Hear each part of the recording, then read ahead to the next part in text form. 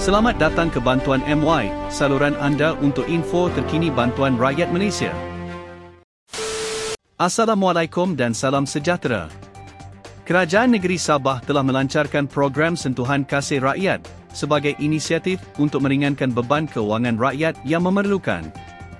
Program ini menyediakan bantuan tunai bulanan sebanyak RM300 kepada ketua isi rumah yang tergolong dalam kategori miskin dan miskin tegar, melibatkan hampir 100,000 penerima di seluruh negeri Sabah. Pembayaran fasa 2, yang merangkumi bulan April hingga Jun 2025, dijadualkan bermula pada April 2025.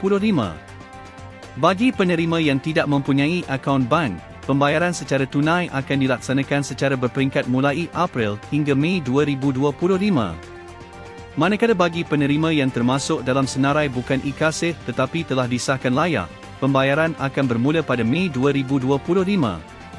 Program syukur ini bertujuan untuk membantu golongan yang memerlukan agar dapat menjalani kehidupan yang lebih selesa serta mengurangkan kadar kemiskinan di Sabah menerusi bantuan berterusan.